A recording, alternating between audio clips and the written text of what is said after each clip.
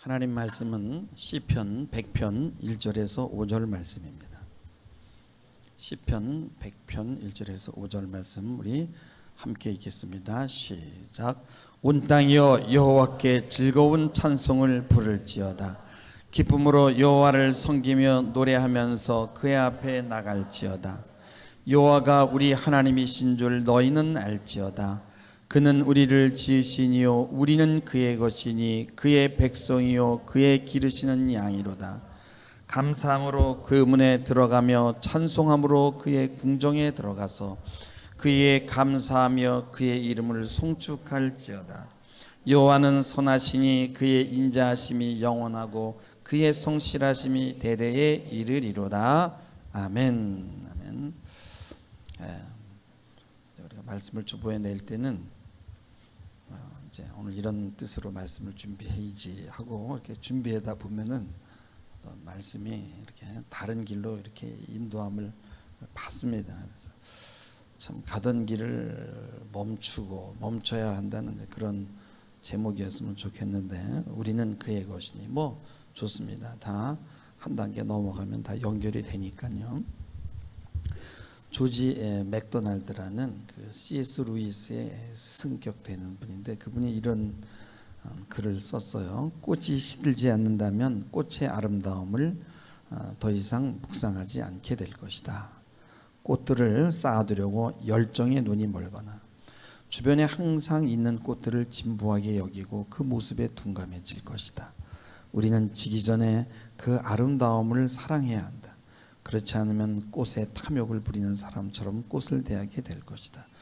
그저 손에 넣고 싶은 욕구에서 꽃을 모을 것이고 또 모으며 손과 바구니를 가득 채우게 될 것이다.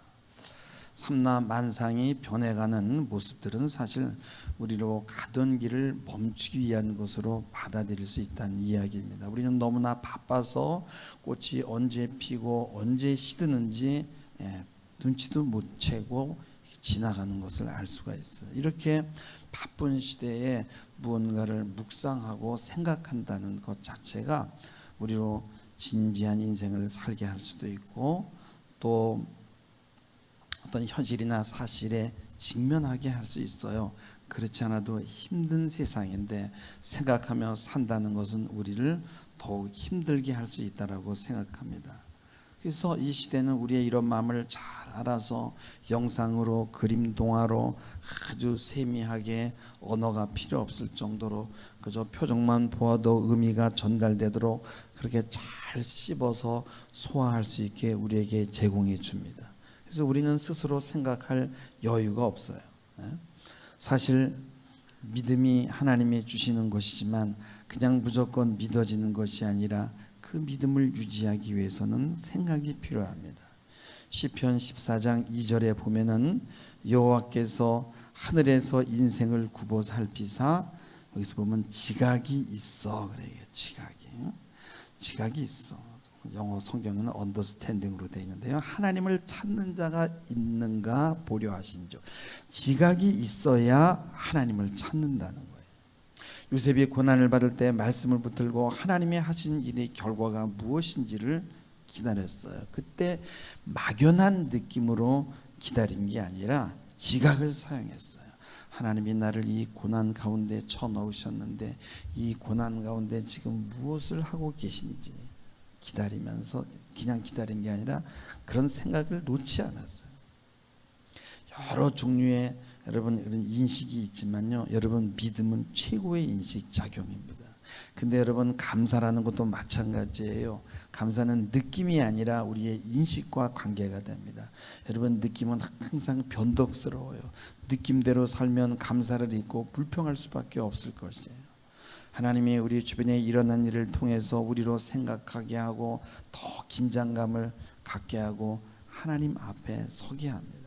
근데 대부분의 사람들은 생각하지 않아요. 뭐 어떻게 되겠지. 제가 종종 고물상에 들려보면은 물건을 이렇게 사용하다 남는 짜투리는 이제 고물상에 버려야 되겠죠. 근데 완전한 새 상품들이 막 들어오는 거예요. 근데 그것을 골라내서 하다가 골라내가지고 어떻게 처분하면 인건비가 더 들어와요. 공사장에 들어온 것도 그걸 꺼내서 따로 어디 갔다가 매매하고 하면 인건비가 더 드는 거예요. 그냥 집게로 찝어가지고 그냥 다시 주물 공장으로 보내져서 용광로 속에 녹여야 되는 거예요. 이게 기계 문명의 시대는 기계가 모든 것을 다 해야 돼요. 그래야만 경비가 절약되는 것입니다. 근데 용광로의 불은요, 여러분 석탄으로 하게 되잖아요. 그러면 거기서 탄소가 증가하게 되고 지구 온난화가 가속화되는 거예요. 그래서 과학 문명과 인간의 탐욕이 정치, 경제, 제국주의와 팽창주의를 낳고 밑도 끝도 없는 소비 자본주의를 만들어내는 거예요. 그래서 빙하가 녹아서 이 상태로 가면요, 2050년이 되면은 우리 나이 들은 사람이야 그때 없겠지만 우리 손자들, 자녀들은 그때까지 살아 있어요. 미국, 유럽, 아시아 대부분 연안 도시들이 다 물에 잠겨서 사라진다는 거예요. 아무리 학자들이 이것을 연구하고 데이터를 내밀어도요, 사람들은요 믿지를 않아요. 뭐 어떻게 되겠지. 정치가들이 모여가지고 그 기후 때문에 모여서 회의를 하고 하지만 해답을 찾지 못하는 거예요. 이해 득실 때문에. 정치가들은 대중들이 잘 먹고 잘 살게 해달라고 하는 그 요구를 맞춰줘야 되니까, 그래야만 표를 찍어주니까 진실의 소리에 귀를 기울이지 못하는 거예요. 그게 정치에는 희망이 없는 겁니다. 인류가 어떻게 멸망해 가는지 이것들을 재난 영화로 만들어서 보여주면요, 그냥 재미로 보는 거예요. 그것이 우리에게 일어날 일이라는 것을 생각하지 않아요. 야고보서 1장 15절에 보면은 욕심이 잉태한즉 죄를 낳고 죄가 장성한즉 사망을 낳느니라 라는 말씀이 있는데, 이 말씀이 그대로 지금 이루어지고 있는 거예요. 데이비드 월러스 웰즈라는 작가가 2050년 거주 불능 지구라는 책을 썼어요. 거기에 보면 이런 글이 있습니다. 이미 재난은 닥쳐왔고 미래는 결정되었다. 절망할 겨를도 없다. 상황은 생각보다 훨씬 더 심각하다. 최상의 시나리오마저 참혹하고 고통스럽다. 실상은 훨씬 더 무시무시하다. 일상 자체가 종말을 맞이할 것이다. 일상이 더 이상 존재하지 않게 될 것이다. 우리는 인간이라는 동물이 어느 지점까지 견딜 수 있는지 확신도 계획도 없이 도박이라도 하듯 애초에 인간이 진화할 수 있었던 환경적인 조건을 던져 벗어버렸다라고 기록합니다. 이 모든 것들이 감사할 줄 모르고 만족할 줄 모르는 인간의 탐욕에서 시작된 거예요. 하나님 앞에 겸손하지 못하고 하나님의 말씀과 경고를 무시한 결과가 지금 다가오고 있는 거예요. 여러분, 감사한다는 것은요, 항상 멈추는 것을 전제해요. 멈춰야 돌아보게 되고 반성하게 되고 현실을 성찰하고 미래를 설계할 수 있는 거예요. 근데 멈추질 않고 그냥 질주만 하는 거예요. 막 미친 사람처럼. 근데 온 세계가 다 그렇다는 거예요. 만족이 없고, 그래서 감사할 수가 없는 거예요. 멸망을 향해 돌진하고 있어요. 막을 수 있는 방법이 없는 거예요. 코로나19 덕분에 2년 동안 멈칫했어요.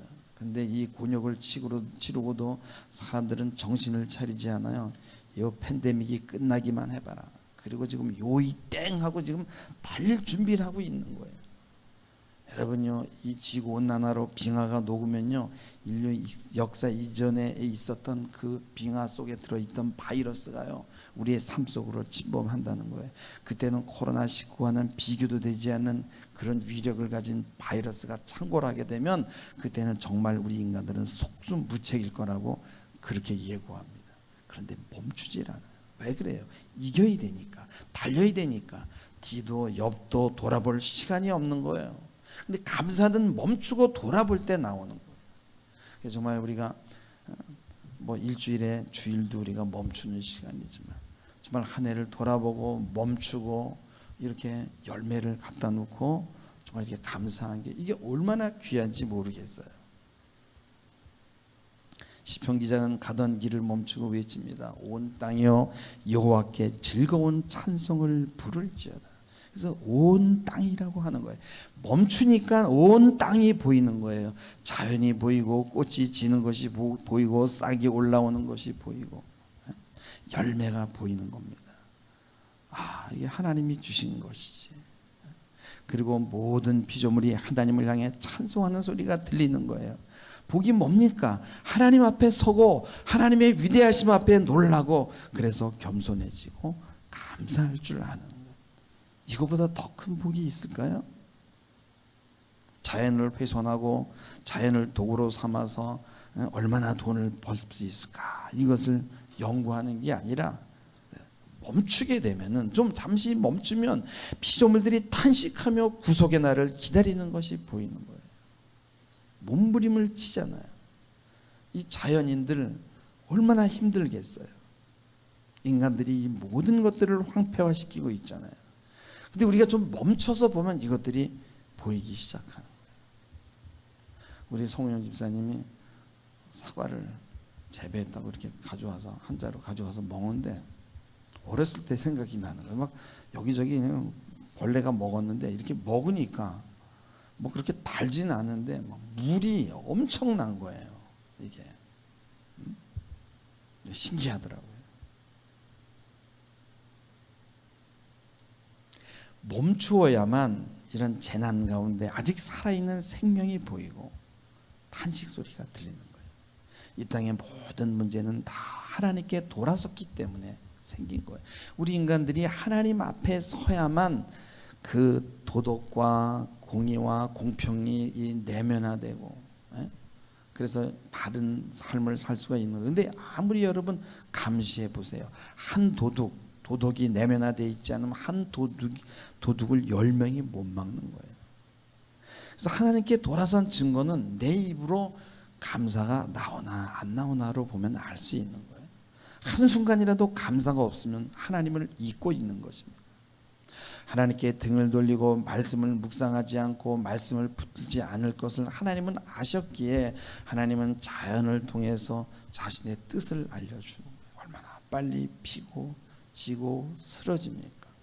그래서 아름다운 것을 잠깐 보여줬다가 금방 시들게 해요. 생명의 힘을 잠시 맛보게 해줬다가 그것이 꺼지게 합니다. 여러분, 인생이 그렇잖아요. 잠깐 피었다가 이내 지어버리지 않습니까? 우리 장모님이 제가 결혼할 때 나이가 50이었어요. 그때 저한테 그래, 좋을 때다 그러세요. 내가 지금 나이가 67살인데 지금 보니까 그때 장모님 나이가 좋을 때였어요.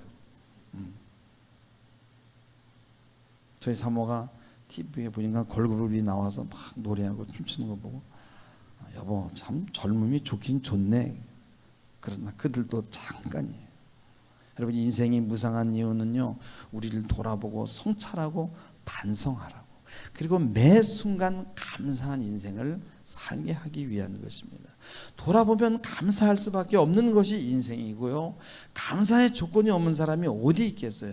아무리 어려운 사람이라도 얼마나 감사한 조건이 많은지, 뭐 추수감사절 때마다 제가 많은 설교를 해서요, 워낙 들으셔서 일일이 열거할 필요가 없죠. 이런 것들을 기억하고 돌아보고 감사하기 위해서는 우리는 멈춤이 필요하다는 거예요. 그래서 안식일을 거룩히 지키라고 한 거예요. 그러니까 여러분, 우리가 일주일 내내 얼마나 정신없이 달립니까? 그러나 여러분, 일주일에서 이 주일 하루 딱 멈추는 거예요.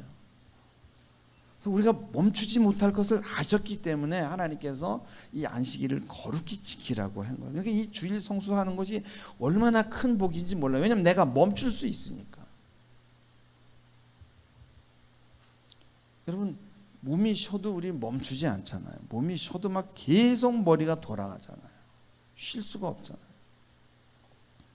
하나님의 말씀을 들을 때 쉼이 있을 줄 믿습니다. 경쟁하고 달려가고 확장하고, 그래서 심경 과민에 걸리고요. 자녀를 낳아도 자녀들도 막 정신이 막 왔다 갔다 합니다. 돈 때문에 부모를 살해하고, 애인이 헤어지자고 하니까 막 칼로 찌르고, 19층 아파트 거기 옥상에 올라가서 막 떨어서 밀어뜨리고요. 돈 많이 쓴다고서는 누나가 잔소리한다고 누나를 찔러 죽이고요. 층간 소음으로 올라와서 막 칼로 살해하고요. 야, 우리 민족에게 총기를 소유한다면 아마 미국의 10배 정도 총기 사고가 날 거예요.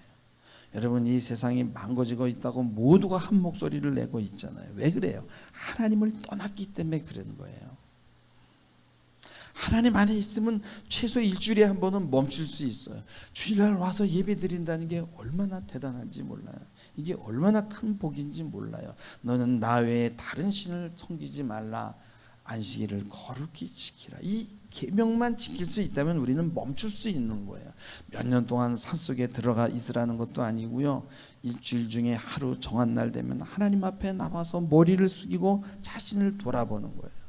그러면은 많은 것들이 보이기 시작하고 열린다는 거예요. 자신도 보이고, 피조물이 탄식하며 하나님의 구속을 기다리는 것도 보이고, 내 이웃도 보이고, 내 옆 사람이 보이고, 내 새끼도 보이고. 근데 사람들이 또 죽을 줄 모르고 막 달려가는 모습도 보이게 되고, 내가 거기서 빠져나온 것이 얼마나 감사한지도 알게 되는 거예요. 여러분은 잘 먹고 잘 사는 거 필요합니다. 그러나 소유는 다시 결핍을 느끼게 하잖아요. 그 조지 맥도날드가 소유라는 제목으로 아주 짧은 시를 지었어요. 다행히도 소유의 기쁨은 금세 시들해진다. 얼마나 다행인가. 복된 일이다. 그래서 우리가 하나님 앞에 나올 수 있는 거예요. 멈추고 다음에 해야 될 일이 뭐예요? 2절에 보면은 기쁨으로 여호와를 섬기며 노래하면서 그 앞에 나갈지어다. 그래요. 섬기며 노래하면서 그분 앞에 나가는 거예요. 이게 복입니다. 나로 내 주변을 보고 그리고 기쁨으로 여호와를 섬기면서 노래하며 나가는 것. 이것보다 더 좋은 감사 조건이 없어요. 그리고 3절에 보면은 여호와가 우리 하나님이신 줄 너희는 알지어다라고 말씀해요. 지금 이 세상에 가장 큰 문제가 뭡니까? 바로 무신론이죠. 하나님의 계명을 우습게 여기고 인륜의 법과 도덕을 폐기하고 스스로 신이 되어 자기가 만든 기준에 맞춰서 살아가잖아요. 그리고 내가 좋다는데 왜 상관하냐 이거예요. 그게 막 전능성들이 막 서로 부딪히고 여기저기서 난립니다. 그리고 모든 것들이 다 진흙탕이 되어버린 거예요.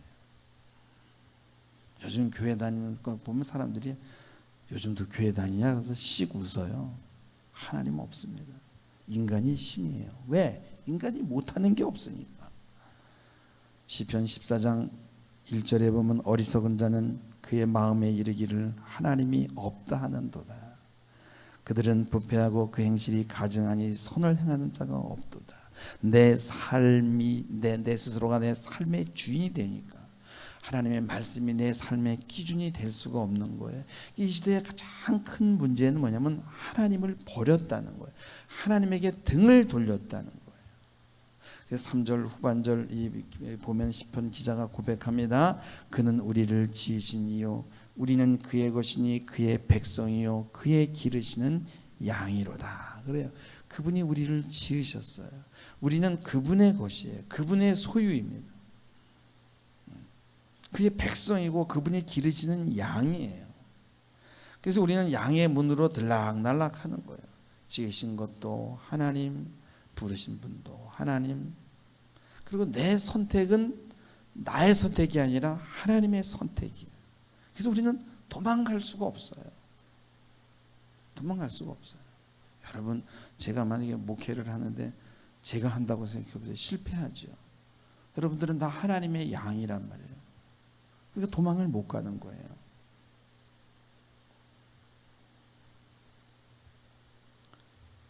아브람과 이삭과 야곱, 요셉 모두가 다 그랬어요. 그래서 결국은 우리는 감사할 수밖에 없는 인생인 거예요. 결국은 그게 답이에요. 단 조건이 뭐냐? 가던 길을 멈춰야 되는 거예요. 거기 서 있으라는 게 더 멈췄다가 가라는 거예요. 이 현대 문명처럼 무조건 달려만 가는 게 아니라 멈춰서 좀 살피고 위도 바라보고 나도 보고 그리고 하나님의 임재를 체험하고 그리고 인식하는 거예요. C.S. 루이스라는 사람이 이런 말을 해요. 나는 하나님을 찾아 나선 적이 없었다. 오히려 그 반대였다. 그분은 사냥꾼이었고 나는 사슴이었다. 그분이 인디안처럼 나를 추적해서 정확히 겨냥하고 쏘셨다. 그랬어요. 우리 찬송 중에 그 하나님의 은혜라는 찬송 있잖아요. 그 가사를 보면 나를 지으시니가 하나님, 나를 부르시니가 하나님, 나를 보내시니도 하나님, 나의 나된 것은 다 하나님 은혜라. 나의 달려갈 길 다가도록 나의 마지막 호흡 다하도록 나로 그 십자가 품게 하시니 나의 나된 것은 다 하나님의 은혜라. 한량없는 은혜, 갚을 길 없는 은혜, 내 삶을 애워싸는 하나님의 은혜, 나 주저함없이 그 땅을 밟음도 나를 붙드시는 하나님의 은혜, 한량없는 은혜, 갚을 길 없는 은혜, 내 삶을 애워싸는 하나님의 은혜, 나 주저함없이 그 땅을 밟음도 나를 붙드시는 하나님의 은혜, 한량없는 은혜, 갚을 길 없는 은혜. 나를 보내시니 부르신 이가 하나님, 나를 보내신 이도 하나님, 나된 것은 다 하나님의 은혜라. 그래서 감사는 일단 가던 길을 멈추고 돌아보고 하늘을 보는 거예요. 지금 문명은 감사가 없는 문명입니다. 여기서 나와야 되는 거예요. 멈춰야만 한다는 사인들이 여기저기서 마구 터져 나오잖아요. 정신없이 사는 것을 멈추라는 거예요. 공해로 재해로 모든 피조물들이 탄식하고 구속의 날을 기다리고 있잖아요. 인간의 죄로 인해서 얼마나 많은 자연들이 피해를 보고 몸부림을 치고 그리고 막 공격해 옵니다. 오늘처럼 이렇게 멈추어서 하나님의 말씀을 듣고 우리의 삶을 돌아보고 감사한다는 것이 얼마나 귀한지 모르겠어요. 복이 어디 다른 데 있습니까? 그럼에도 불구하고 감사할 수 있는 것, 이게 바로 복입니다. 오늘 우리가 부른 그 크신 하나님의 사랑 말로 다 형용 못하네. 뭐 바다를 먹물, 하늘을 두루마리 삼고 바다를 먹물 삼아도 하나님의 그 은혜를 다 기록할 수 없다는, 이게 원래 유대인 랍비가 만든 시예요. 근데 여러분요, 아우슈비츠 수용소 벽에요, 누가 썼는지 모르지만은요, 이 찬송가 가사가 적혀 있는 거예요. 그러니까 그들이 감옥에 붙들려서 멈춰섰을 때 비로소 하나님의 은혜가 생각이 났던 거고 감사의 조건들이 떠올랐던 거예요. 그 수용소에서.